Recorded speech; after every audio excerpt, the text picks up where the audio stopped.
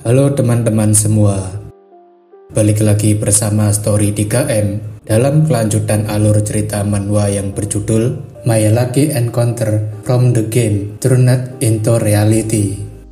Baiklah, langsung saja kita masuk ke dalam alur ceritanya.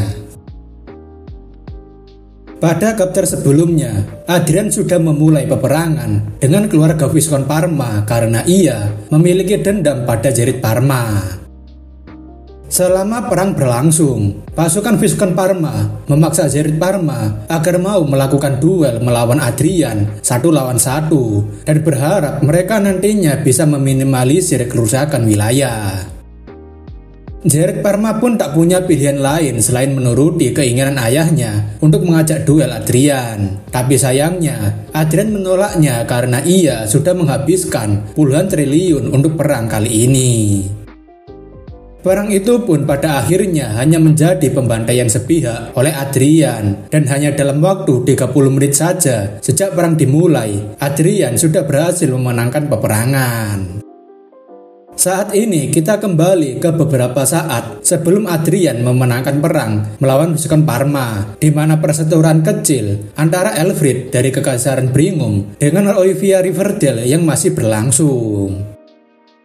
Elfrid menanyakan, bukankah Adrian berada di lingkup sosial keluarga Riverdale dan apakah Olivia berencana membantunya atau malahan Olivia mencurigai Adrian sehingga jauh-jauh datang kemari untuk memata-matainya.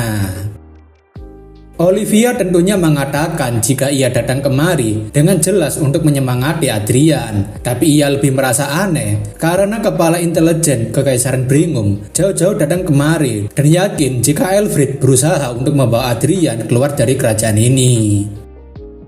Elfrid rasa mereka berdua sebaiknya berhenti saja di sini dan Olivia setuju karena meskipun mereka bertarung, itu hanya akan membuat mereka berdua lelah. Tak lama setelah Elfrid dan Olivia berdamai, wilayah Viscount Parma akhirnya mengaktifkan sihir gangguan teleportasi yang menandakan perang wilayah sudah dimulai. Olivia rasa mereka sebaiknya melihat seberapa baik Art Mage Circle 7 yang baru saja muncul ini, dan Elfrid setuju karena ia juga penasaran dengan rumor yang beredar. Hanya dalam beberapa waktu saja, Olivia terkejut dengan apa yang dilakukan Adrian sebagai penyihir. Begitu juga dengan Elfrid yang hampir tidak percaya dengan apa yang dilihatnya.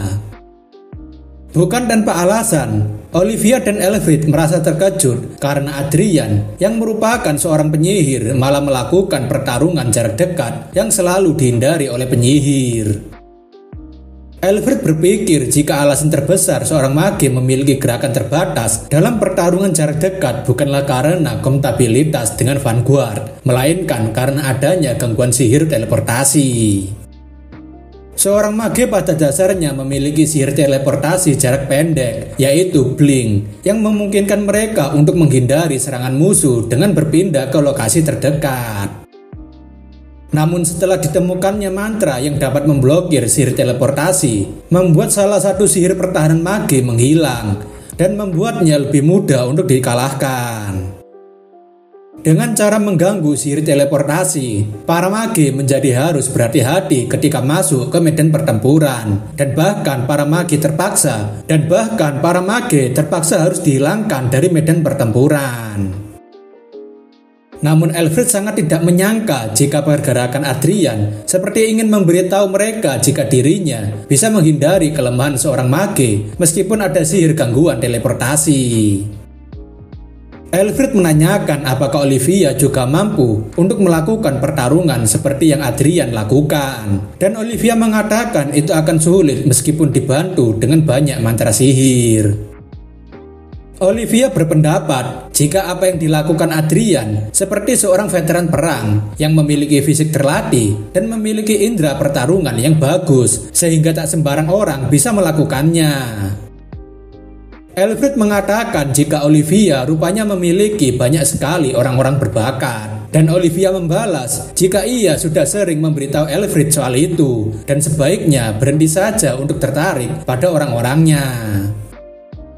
Elfrid tentunya sangat menyayangkan hal itu karena ia memiliki banyak sekali ketertarikan pada Adrian dalam banyak hal.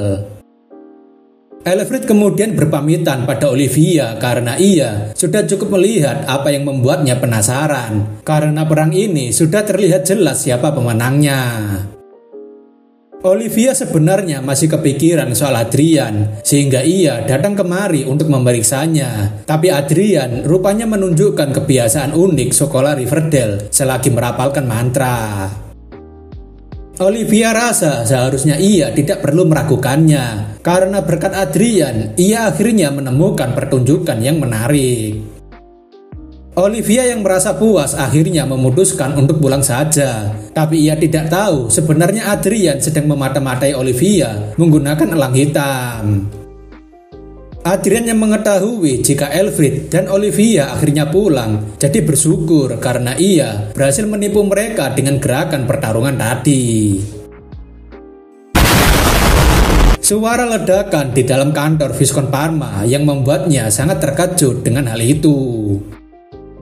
Viscount Parma tak menyangka jika Adrian sudah masuk ke kantornya ketika perang baru saja dimulai beberapa saat yang lalu, dan Adrian dengan santainya berjalan ke arah Viscount Parma.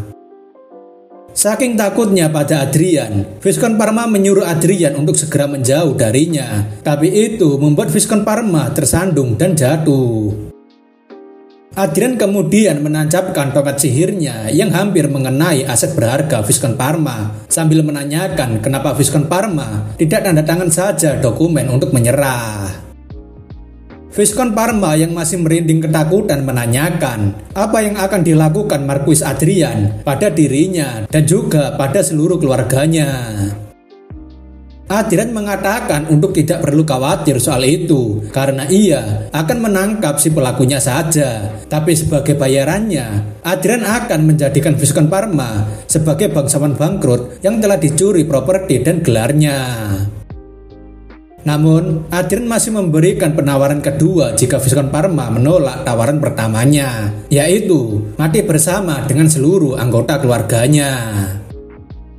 Viscount Parma tentunya hanya bisa menerima pilihan pertama, dan itu membuat kekalahan Viscount Parma menjadi kemenangan pertama melawan keempat Viscount.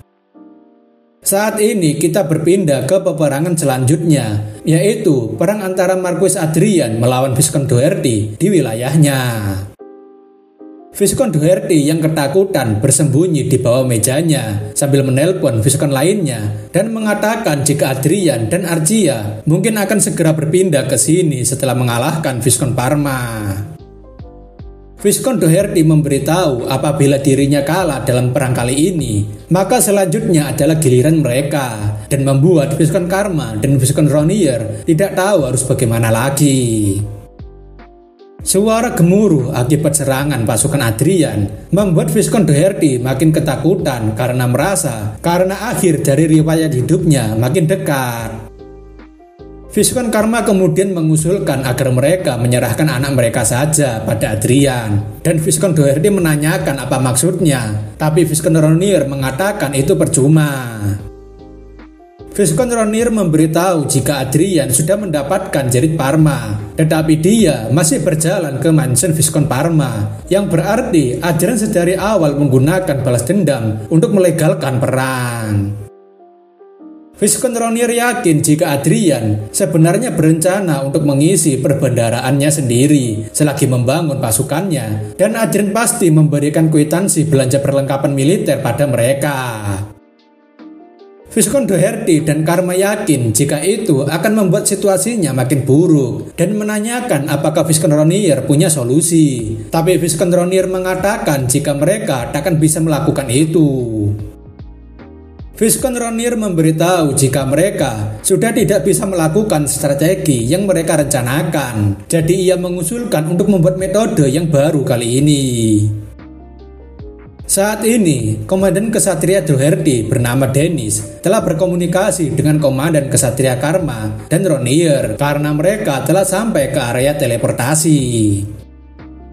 Rupanya, pasukan Kesatria Viscount Karma, Ronier, dan Doherty sedang berencana untuk pergi ke wilayah Adrian pada pukul 12 lebih 10 menit secara bersamaan untuk mengambil fasilitas Mark dan menjadikan warganya sebagai sandera.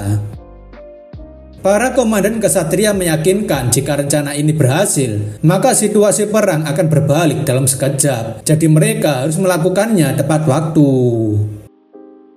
Setiap komandan kini menghitung mundur untuk bergerak bersamaan, membuat serangan kejutan dengan melakukan sihir teleportasi secara bersamaan ke wilayah Adrian. Sekarang kita berpindah ke wilayah Adrian, yaitu Marinkov yang terlihat sangat damai. Tapi itu hanya beberapa saat sebelum pasukan Viscount Karma, Doherty, dan Ronier tiba untuk menyerang. Setibanya di kediaman Adrian, pasukan Viscount Karma, Doherty, dan Ronier memberikan perintah pada pasukannya untuk melaksanakan tugasnya karena kebetulan wilayah ini kosong. Namun, para komandan kesatria sangat terkejut ketika ada seseorang yang mengatakan jika dirinya sudah menyiapkan upacara penyambutan pada mereka. Rupanya, pasukan kesatria Viscount Karma, Doherty, dan Ronier sedang berhadapan dengan kapal pengangkut yang ternyata sudah menunggu mereka sedari tadi. Adrian rupanya sebelumnya tidak berada di wilayah Viscount Doherty karena ia telah mempersiapkan langkah yang akan diambil oleh para Viscount. Adrian mengatakan jika sebaiknya mereka ikut dalam pesta penyambutan yang diadakannya. Dan Adrian langsung menggunakan sihir teleportasi pada pasukan Viscount yang cukup banyak. Para komandan kesatria sangat terkejut karena tak menyangka jika operasi serangan kejutan mereka telah diketahui. Tapi sayangnya, mereka sudah terlambat untuk menghindari sihir teleportasi dari Adrian.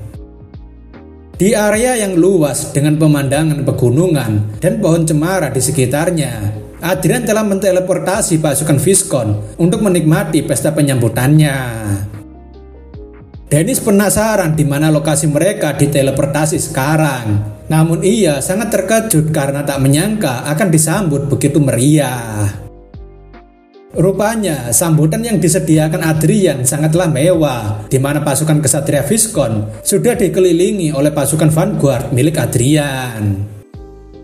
Tak hanya soal kepungan pasukan Vanguard saja, kesatria Viscount rupanya juga sudah dikepung dengan menggunakan beberapa benteng langit yang sudah bersiaga.